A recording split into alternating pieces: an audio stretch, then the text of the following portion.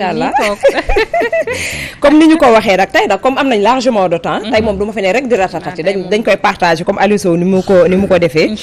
temps bi xëy na xojuñu bu baax ba tax na fi Aliou Sow daanelee daanaka rek fa laay ñëwee mu di élection législative yi nga xam ne ñu ngi ko dëkkmal dafa am yu bari yoo xam ne ci ay information yu yees moo xam yoo xam ne nii daan nañ ko xalaat ak yeneen da cay tukkee rawatina ci réseaux sociaux yi nit ñi di ko partager waaye itam di ko gën di commenter bokk na ci ki nga xam ne ni moom moo di directeur général des élections mu di Thiendella Fall mi nga xam ne moom moo jiite DGE moom moo jiite direction générale des élections moom mi nga xam ne nii ay information dafa tukkee ci moom waaye itam ñu koy partager ci toile bi ñu bari aussi di ko commenter comme quoi sa famille dañu ko wax ne moom dañu bëgg mu daal di def ab déclaration daal ne rek dafay daal di bàyyi li nga xam ne ni moom mooy direction générale des élections boobee mu jiite na ci génne loxoom ba mu set ndaxte la ñuy tiit moom mooy ay ndëgg sërëx wala sax lenn loo xam ne dañ ko lalal ci élection yi waaye itam élection yoo xam ne dafa nar a am tension te du ko jig benn yoon moom daal famille am dañu koy tiital ci loolee ba tax na tam dañoo dem fu gën a sori ndax dañu daal di rek fàttaliku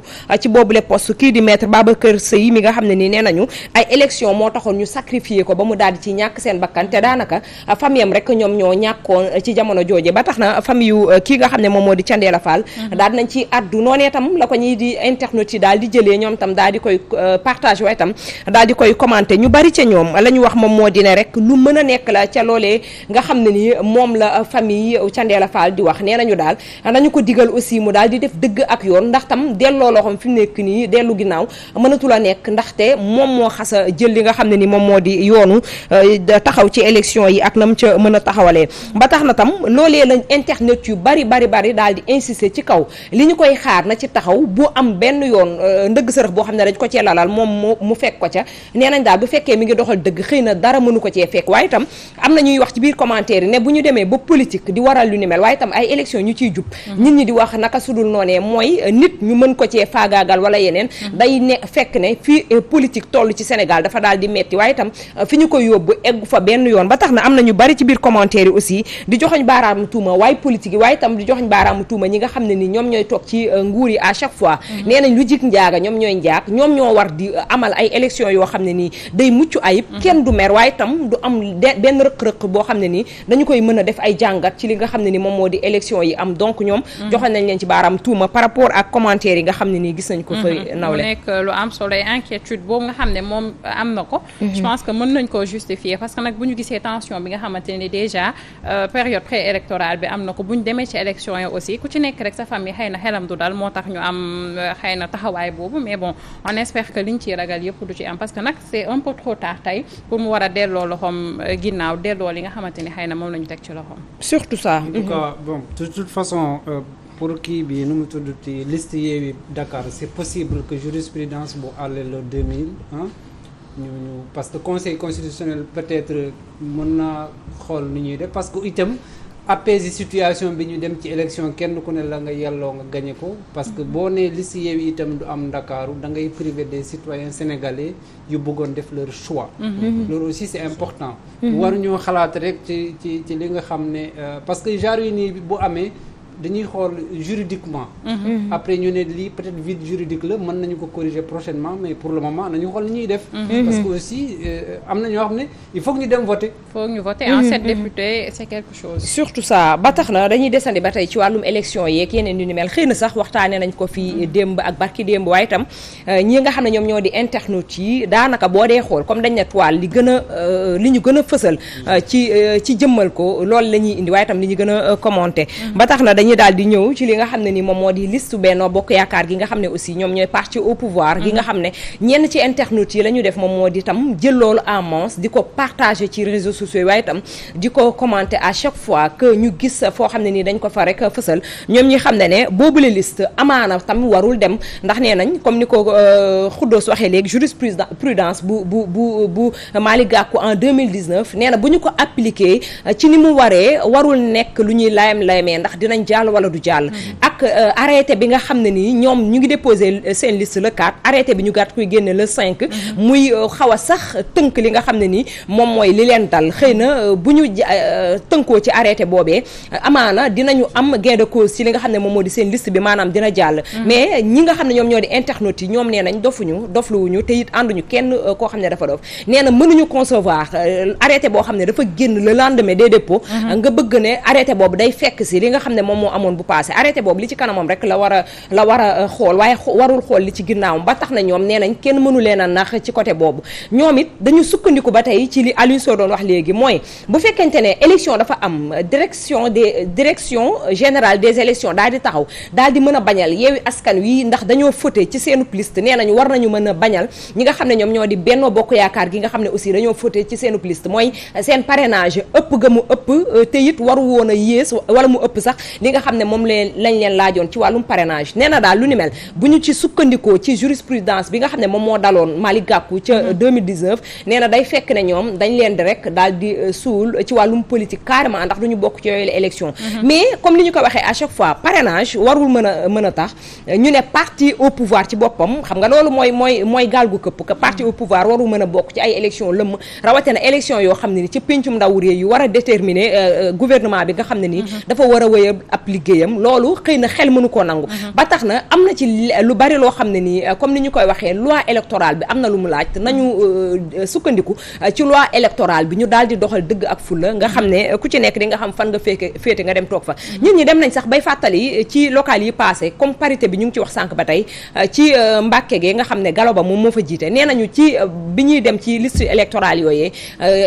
parité bi ñoom nekkuloon loo xam ne nii amoon na ci seenu liste ba tax na am na ci lu bari loo xam ne dañ ko salfaañe te it ñoom ñi ngi ak seen preuve ñu bari ci internet yi noonee la ñu xalaatee te daal li ñuy woote mooy apaisement ci wàll bi nga xam ne ni moom mooy parrainage bi ak la mu jóge ak lan la mën a jur ëllëg ki si bi ndax gis nañ fi ni ki démb kii di Bougane Gueye Dany conférence de presse bi mu def janoo ak taskatu xibaar yi ak la mu wax lépp ci ay preuve yoo xam ne nii nee na da koo yore ci li tax ñu gàllankoor ko ci wàllum parrainage ba tax na ay ñoñam xaw nañoo génn jël ay pëna daal di jéem a taal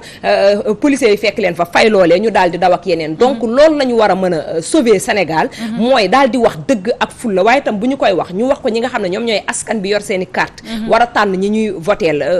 léegi Xuddoos wax na ko mooy jeunesse su Ndakaaru askanu Ndakaaru nga xañ leen ne leen carrément da ngeen am leader boo xam ne moom ngeen tànnoon tabb ko ci ab liste kookee mënta jàll ci élection yi ñu jëm loolu mën na indi leneen ak leneen nekk donte ñaanuñu ko yàlla te it du lu ñuy xaar waaye itam nekk na loo xam ne daal internet yi nee nañu waxtaan ñu jéem a trouver solution ci lépp loo xam ne ni rek dafa mën a jàllale élection yi jàmm ak salaam incha allah. man je me dis que lii du bett ñu bëri xëy na nag parce que opposition bi xamoon nañ lan moo leen di xaar ci parrainage bi. est-ce que jotul woon ñu réagir avant mais ñëw ba fii nii nga xamante ne. dem ñu leen di lalal ndëgg sërëx rek nga xam ki lay lalal ndëgg sërëx lu mu sañ ci yow ak lan la xalaat ci yow. mu yàgg la koo def aussi mu yàgg la koo def aussi ndax Khalifa Sall moom di def loolu xëy na. mais yow soo xoolee histoire autre motif yi déjà Thioro je pense que loolu aussi war nañ ci jar nañ ci taxaw autre motif mooy leneen moo la teree jàll lan la exactement mais Bougane loo mënti wax xam ne dañ koo war a wax exactement leneen boobu mooy lan Serigne Boub de même yow mënoo taxaw ci ay parrainage Serigne Boub daal di gagné woon largement ci ay voix Kaolack gee nga ne ko mënoo faa dajale yenn ci ay parrainage mënoo ko faa dajale ba mu mot ba nga mën koo indi ak ca nam waree ak voix yi nga xam ne kii di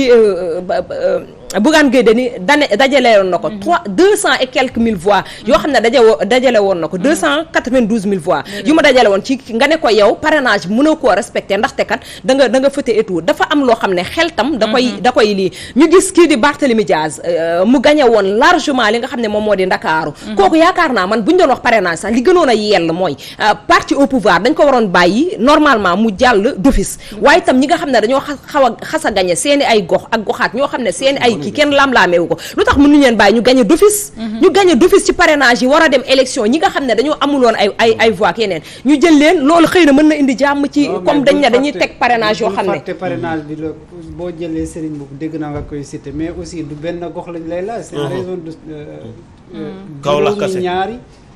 région foo c'est ko vrai. am loo xam ne da nga ko lim bu toll noonu. léegi parce que dama gagné la mairie de Kédougou taxul que ne ma mën a am parrainage Ndakaaru am Saint-Louis am Casamance aussi. loolu dëgg la ànd naa foofu ak yow. niveau national la ñuy jéem a natt. ànd naa foofu ak yow. sinon kenn ku ne mën naa dem dëjale sa gox rek nga ne. c'est vrai ànd naa foofu ak yow dama ko ñambaas ci biir li nga xam ne moom may di wax ji mais yow mën ngaa nangu. ñoom ñi di Benno Bokk Yaakaar largement bi leen Barthélémy Dias gagné ci Ndakaaru moom Amadou Ba yaaw ay quelques mois ci ginnaaw mu dajale 500000 parrainage ci Ndakaaru fii ñëw teg ko loolu tam xel mën na ko nangu moo tax ma ne la bu ñu seetee ba ci biir fu kii fotee rek keneen fote na am na ci loo xam ne nii askan bi leen di seetaan askan bi nga xam ne ñoom ñooy seen i carte ñoom la ñu war a dagaan seen i baat ñoom ñoo leen gën a xam ne ñuy def fii loo jàng-jàng ba am benn xam-xam bi loo ñàkk a jàng te am benn xam-xam bi nit mu ngi ne duut ak moom ci biir këram toog teggi wanewu ko du dëgg ñun ñii li ñuy wax askan bi ñu seetaan ñoom ñoo ñu gën a xam exactement li ñuy wax donc am na ci loo xam ne nii gis nga bu ñu ko dee rek séddale foti fépp lay génn nañu xoolaat bu baax a baax li mën a nekk li ñuy jox askan bi ñoom waay politique yi ak li ñuy bàyyee jox askan bi te askan boobu ñoom ñoo war a taxaw dëggal seen bopp fulaal seen bopp ci wane ne dootuma nangu ko ma nax fii laay taxaw damay radical ci li may laaj mooy lii laa bëgg te lii ngeen di def parce que man maa moom dëgg gi te dëgg gi su weesoo rek askan bi lay doon ndax ñoom ñoo teg ku ci nekk chaise ba nga toog ñoom ñoo la fa teg c'est ça ba tax na dañuy ñëw ba tey jii ci leneen loo xam ne nii dafay rek daal di soxal askan bi bu baax a baax mu di leneen loo xam ne nii ajuwul ci wàllum politique mu di agression yi nga xam ne gis nañ ko fan yi kenn du ñëw ci la toile te waxoo ci lu ni mel ndaxte gis nañu vidéo yi nga xam ne nii mi ngi circulé bu baax a baax ci toile bi ay agression yoo xam ne nii daanaka ku ko dundul ci mbedd mi aussi wala sa biir kër sax la ñuy wax ndax léegi dañu fekk nit yi ba ci seen biir kër yi am na ci vidéo boo xam ne nii ñun duñu ko dégtal nit ñi xëy na ñu bari gis nañ ko ci réseaux sociaux yi waaye comme télé la duñu ko dégtal ay photo rek la ñu indi ku ko gis di nga xam exactement ci ban la ñuy wax mooy waa ji nga xam ne dafa yor jaas yi am koo xam ne dafa yor scooter am jàkkaarloog ful bi nii simol bi ñuy daw si di ñëw mu daal di dévier ngir rek bëgg leen a bàyyi ñu jàll ak rawale li nga xam ne moom moo di scooter bi mu yoro maanaam moto bi ñoom ñu fekk si ko ba ci kër ba pompe ko à gaz daanaka mu daal di tàqalikook sagoom xaw a bàyyi lii di scooter ba ñu daal di yëkkati jaas yi di ko teg ci kawam mu nekk nag mbir moo xam ne nii dafa nekk lu askan bi méttitlu ba nga xam ne nii seen méttitlu foo ko takk rek weesu na ko ci kaw insécurité bi nga xam ne ñu ngi koy dund ci dëkk bi nee nañu dafa jéggi dayoo bu baax a baax a baax te tamit ñu ngi ci ñaan képp koo xam ne autorité nga sa xel màcc ci wàll wi wala sax ñu teg la ci yooyee nga daal di wax ci dëkk bi ak li nga xam ne nii moom moo di insécurité bi ñuy dund bokk na ci ñoo xam ne nii ci ay vidéo yi circulé ay jigéen ñoo xam ne da nga leen di gis ñu leen di toroxal te ñi leen toroxal du ñenn ñu doon ay agresseur ci kaw di këf sa yëf nga jàpp ñu diri la ci kaw tali bi wala sax gaañ la ak yeneen gis nañ fi fan yi passé benn vidéo boo xam ne ab xale moo doon wax dañu agressé sama papa gaañ ko vidéo bi mu ngi circulé daanaka boo ko dégloo jooy rek moom moo lay jàpp nga xam ne fi ñu jëm ak askan bi ak wàllum insécurité googee warul mën a egg fii tax na tam ñenn ci askan bi la ñu def ci ay commentaire kenn mënu ko bañ a lire moom mooy dañu joxoñ baaraamu tuuma ñi nga xam ne ñoom la ñu jox ngir ñu artu ñi nga xam ne ñoom ñooy agresseurs yi ak ñeneen ñi nga xam ne ay defkatu ñaawteef lañ nee nañu su fekkente ne DG nit ki démb noonu ñu ko bunkeriser mu fees dell ak ay jeunes yi waaye tamit ak i policiers ak ñeneen ak ñeneen nee na suñu fekkoon bëgg nañoo aar askan bi ci insécurité bi nga xam ne ñu ngi koy dund nee na lu leen yomb la ci kaw bu fekkente ne dañoo bëgg a aar président de la république mu bëgg a jaar fii jaar fee ni tali bi di feesee ak ay policiers ak yeneen bu fekkente ne noonu lañ leen bàyyee ndax ñu ngi leen di fay suñu xaas noonu lañ bàyyee ñu fees ci dëkk bi dell amaana agression dina mën a wàññeeku waaye tam ñaawteef yi nga xam ne ñu ngi koy dund dina mën a wàññeeku ci biir Sénégal war nga këpp ñoom daal ñii di internautes yi noonee la ñu ko commenté nee nañu bu fekkente ne lu jig njaag gouvernement mooy njaag ndaxte ñi nga xam ne ñoom ñooy agressé aussi du question que da nga leen di jox dëgg ci agression yooyu ñuy def waaye dëkk bi métti na métti goo xam ne nii xale yi daanaka ñëpp ñi nga gis dañuy bëgg a dem ci wàllu bi nga xam ne moom moo gën a yomb xëy na lañ jàpp ne moo gën a yomb muy ci def ñaawteef nangu alalu jàmbur ak yeneen te leen nee nañ loolu am na ci lu bari loo xam ne ni da koy causé ci wàllum bi nga xam ne ni moom mooy jeunesse bi ak fa ñu war a taxawee ndax tey jii nee nañ bu fekkoon usines yi am na fekk yeneen ak yeneen ñu fay fortaatu amaana duñ tal yenn yi wala sax nga xëy bëgg 100 francs fukkuta la nga bëgg sax benn café boo naan amoo ko nee na mën na yóbbu nit ki ci yeneen yi ba tax na ki nga xam ne jàpp nañ ko ci agression boobu am na ay photo yu circulé aussi ñu xam ne photo yooyu fake news la du Sénégal ci sous région bi la nekkul Sénégal la amee mais kenn ci ñoom ñi nga xam ne ñoom ñoo defoon ñaawte fi ki yoroon jaasi ji la ñu xam ne police jàpp nañu ko ci instant bi nga xam ne nii ci la def ñaawteef googee jàppe nañ ko ci arène nationale gi nga xam ne nii foofu la Zarko doon dem tax ba ful boobu topp ko ñu ciy def ñaawteef mais tamit donte ne jàpp nañ ko dañu xamal ne Ibrahima Diouf la tudd mi ngi dëkk Grand Yoff gii judd ci 1992 kooku xale la du mag yooyu en plus tailleur la de profession kooku su amoon machine bu mu toog xëy na du tal kii moo tax may waxee ci bu ñu jàppalee tam jeunesse bi mën nañ jàppale jeunesse bi mën nañ kii c'est vrai que Macky Sall nag liggéey boobu xëy na moom la wax andi politique d'emploi ak politique de jeunesse waaye loolu aussi ça ne dédouane pas du yóbbul kenn ci mu def ñaawteef ñu koy def wax dëgg yàlla nit xëy na amul lu mu lekk amul lu mu naan mais jëf ñaawteef gii du ci mooy gore ga rek nit ki booy am deel gore waaw booy am deel gore waaye tam yar yi ci la gis nga perte de valeur mais tam yar yi ci la ndax kooku noonu xëy na am na lépp daal kenn mënu koo tënk daanaka waxtu bi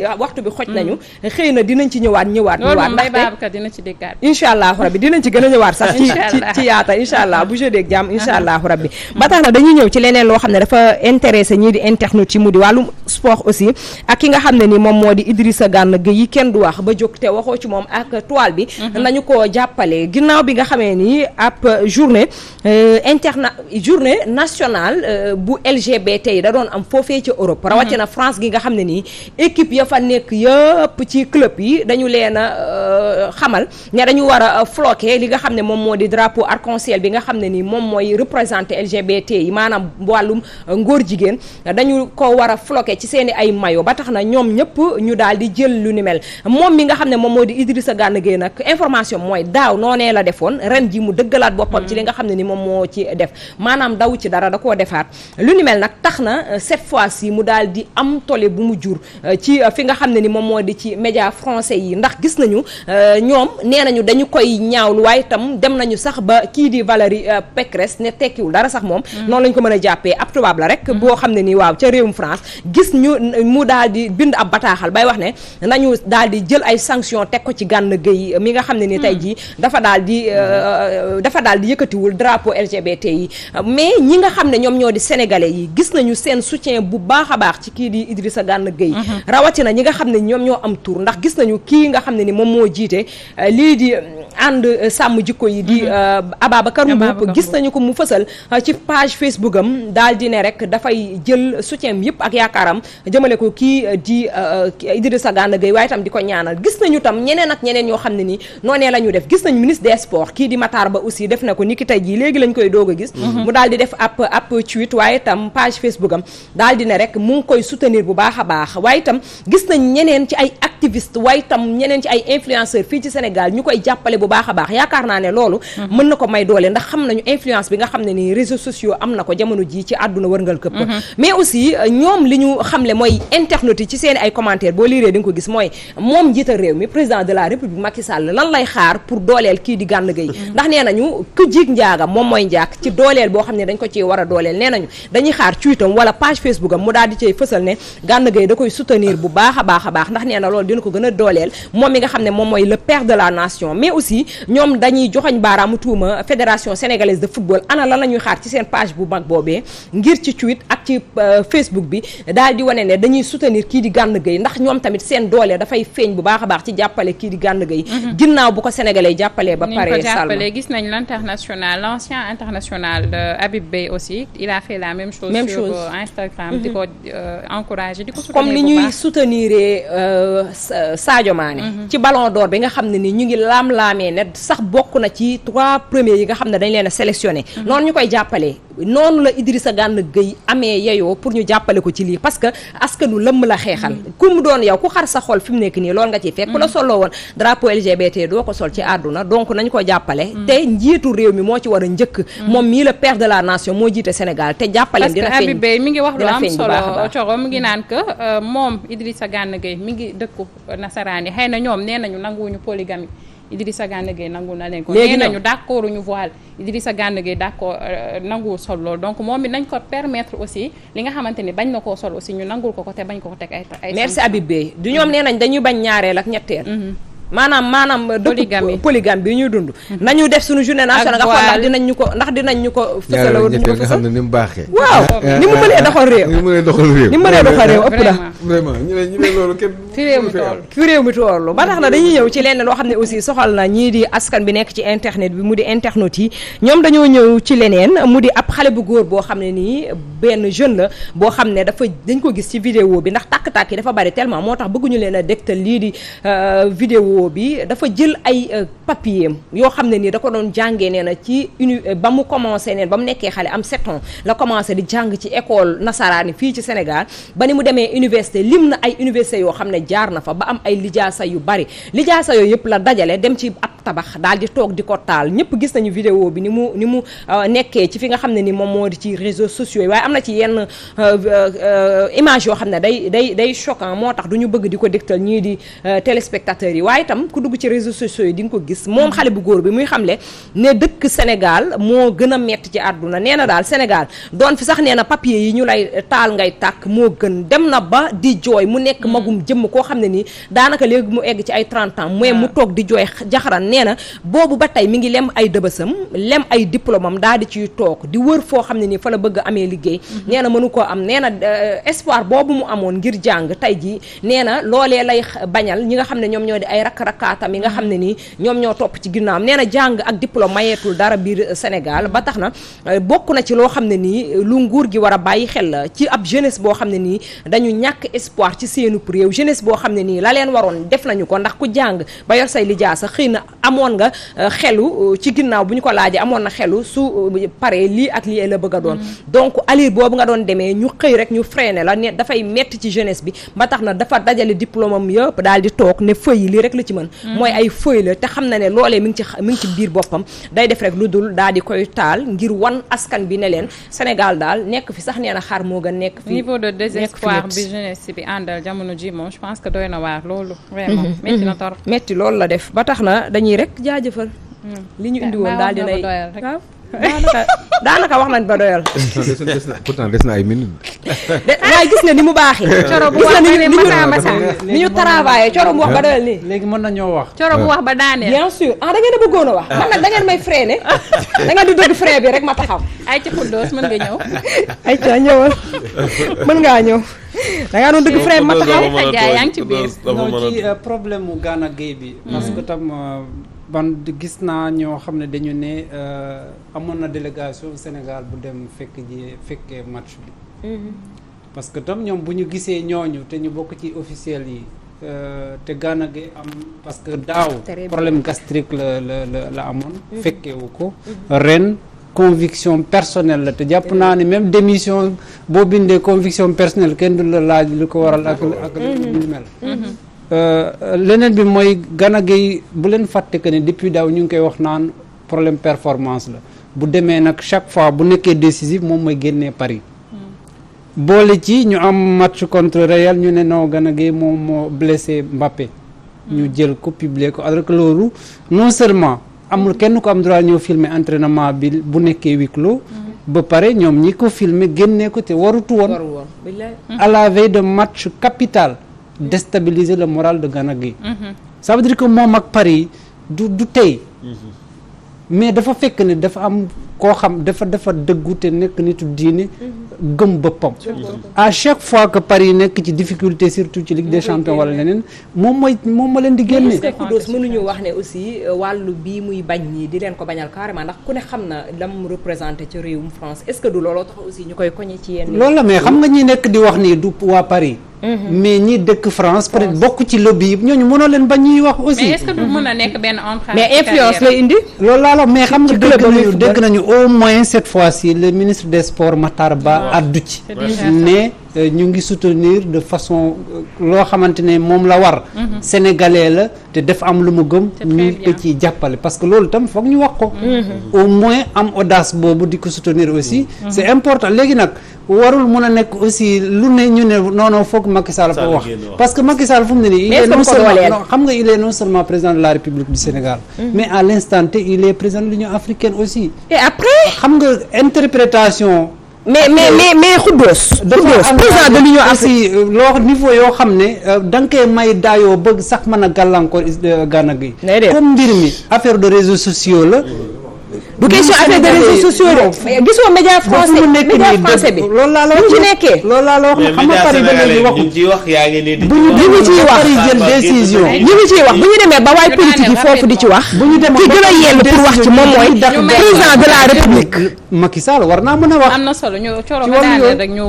tàggatoo amoon nañu mbégte ak kontaante teew fi yaakaar nañ ne comme ni ko Aliou Sow di waxee liggéey nañu bu baax loolu rek la ñu bëggoon bëgguñu nag kenn mer dañoo bëggoon rek li nga xam ne ni moom mooy liggéey bi ñu def ko à notre manière waaye tam à notre façon ndax ñu ñooy def la toile donc am nañu mbégte teewoon fii ci plateau bi di jaajëfal ñi nga xam ne ñoom ñoo di seetaankat yi rawatina ñi nga xam ne ñoom ñooy seetaan ci diaspora di joxe rek di déje incha allah jeudi ñu toogaat toile madame Niang ñu woy tasar yëf yi ni mu ci ni mu gën a muccee ayib en tout cas tey moom plateau bi je pense que ku ne wax na ba doyal mu nekk lu am solo loolu ngeen di wër soxol sedd na xam nga doo doyal moom de toute façon am naa moo fàtte lan la souhaitel ma sama benn petite sœur Aïssatou Mbodj day anniversaire joyeux anniversaire à Aïssatou Mbodj happy birthday Aïssatou Mbodj suñu rakk suñu petite sœur dundal ba mu yàgg lool xéewali saawaan